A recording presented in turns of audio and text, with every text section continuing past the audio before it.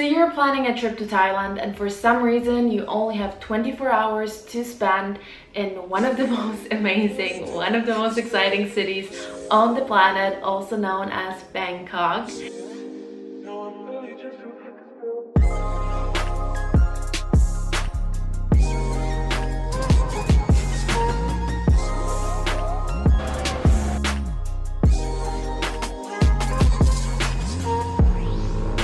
And you're probably wondering, what should I do with that very little time I have? Don't worry. In this video, I'm gonna tell you exactly what you should be doing if you only have 24 hours to spend in the beautiful city of Bangkok. Start your day bright and early. That's probably what every single guide on YouTube will tell you, but well, this is a very good idea in Bangkok.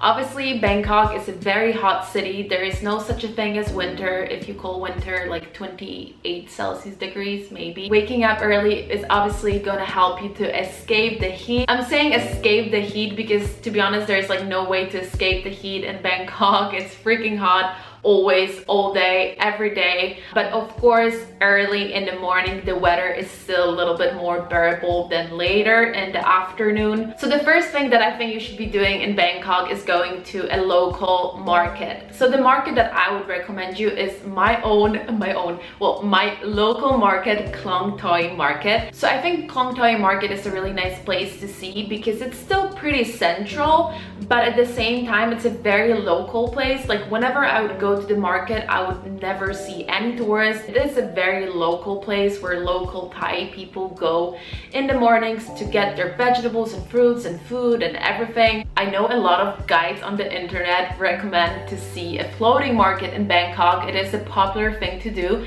but please keep in mind that floating markets, at least the ones that are in Bangkok or in the area near Bangkok, they're all basically like Disneyland. They're all made up tourist attractions.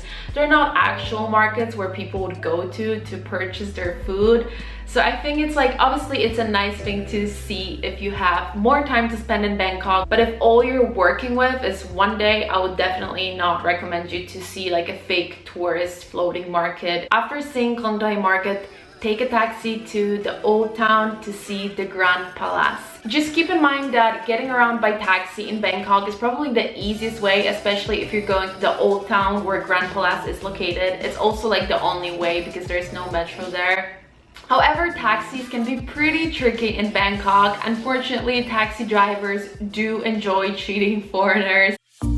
If a taxi stops in front of you and the taxi driver doesn't open the door, you cannot open the door, but they just open the window, that is probably like a sign that they're gonna cheat you. So the best way is to just get in the cab and say the address. If they put taxi meter on, that's great because that's what they should be doing. If the meter is on, you're gonna get charged the fair price. However, if they start negotiating with you, if they start telling you the price instead of putting the taxi meter on, well, you can basically be sure that they're trying to cheat you. Legally, taxi drivers should be driving by meter in Bangkok. So if they're trying to negotiate the price, that's because they're probably trying to charge you not even twice as much, but usually like 4 or 5 times as much. A great way to avoid that is to download Grab. So Grab is basically like Uber of Southeast Asia. It can be a little bit more pricey, but I would say maybe around 20% pricier than the actual taxi meter taxis.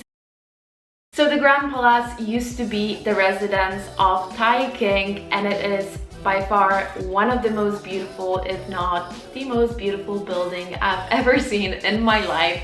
It is honestly stunning. I've been there so many times, and whenever someone was visiting Bangkok, I would still go with them because I think it's so beautiful. It's not one building, it's like a complex of temples, and there is an actual Grand Palace. Just keep in mind that for Grand Palace, you have to cover your shoulders and you have to cover your legs. And a scarf is not enough. You need like a proper t-shirt. Like a shirt is not necessary, it doesn't have to be that long, but it has to cover like, you know, this sort of area. It is definitely a good idea to come early if you're going to Grand Palace, but to be honest, last time I went around 8 AM, which is the opening time, and it was already very crowded. There are a lot of people waiting outside for the Grand Palace to be open. So we made it inside, and as you can see, there are literally people everywhere. So I honestly don't think I can give you any advice on how to escape the crowds, because I guess the crowds are just gonna be here. So I feel like it's the same with heat in Bangkok. There is no way to escape the heat,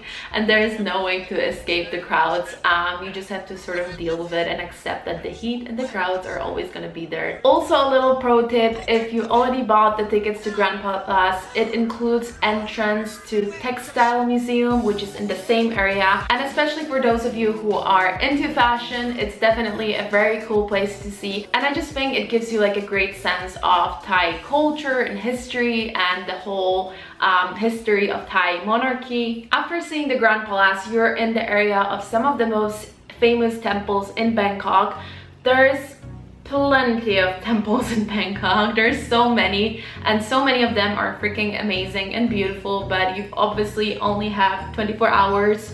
So we're not gonna go to all of them, but a great way to see one of the most famous temples in Bangkok, which is Wat Arun, located right by the river. It's a very like picturesque, is that a word? You know, it's very pretty there. A great way to see it is not actually to go to the temple. I mean, if you have more time, then go. But what I would personally recommend you to do is just go to one of the coffee shops or restaurants.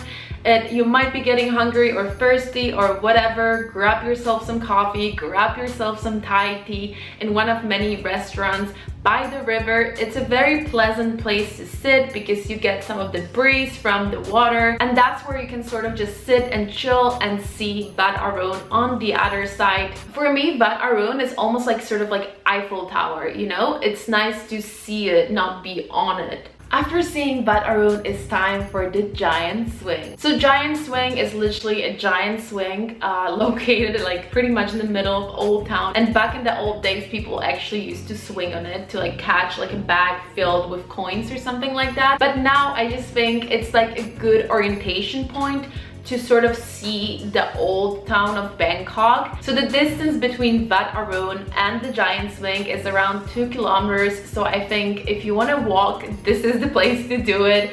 Bangkok is not a really walking city. Nobody really walks in Bangkok because of the traffic and also the heat. But I think 2 kilometers is not too much, so you can give it a try if you're brave and walk and, you know, see the old town.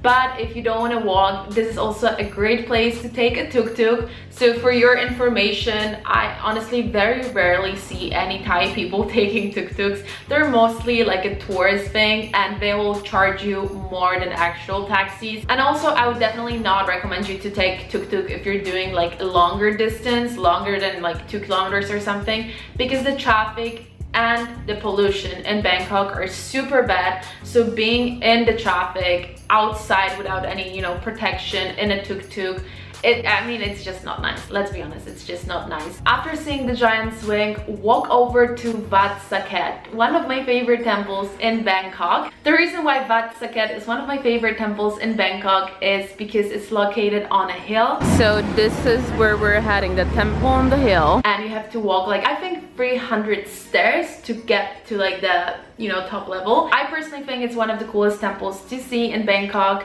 because, well, one, it's very beautiful, but two, the best thing about it is the view. The view is absolutely amazing. You get to see the old Bangkok, the new Bangkok, and yeah, I just think the view is definitely worth it. After seeing Wat Saket, it's probably gonna be around midday, so it is time to head over to probably my favorite place in Bangkok, which is Lumpini Park. Lumpini Park is basically like the Central Park or the Hyde Park of Bangkok. It's located right in the center of the city, and it's sort of located in more of like the modern, like the new Bangkok area. So Bangkok is obviously a really busy and chaotic and fast and loud, and yeah, well, I mean, it's true. Bangkok can make you tired, okay? Let's be honest. Bangkok, sightseeing in Bangkok can make you very tired. So somewhere around midday, not like in the afternoon though, because you will die of the heat, but like after the afternoon somewhere, go to Lumpini Park and just chill, grab yourself some Thai tea, grab yourself some street food. There's plenty of these little street food stalls around Lumpini Park, so it's a great place for a picnic. Oh, and don't forget to see the lizards. There are these gigantic lizards that live in Lumpini Park. They're really cool to see. Just don't bother them. I hate seeing tourists who come like way too close. I mean, I do take pictures of them as well, but I usually just like zoom on them. I don't come too close. Let's not bother them too much. So after chilling at Lumpini Park, go up to Sofitel, to the pool bar, and just chill a little bit more, because at this point in the day you're probably already exhausted anyways. So if I have any friends visiting Bangkok, that's usually where I take them.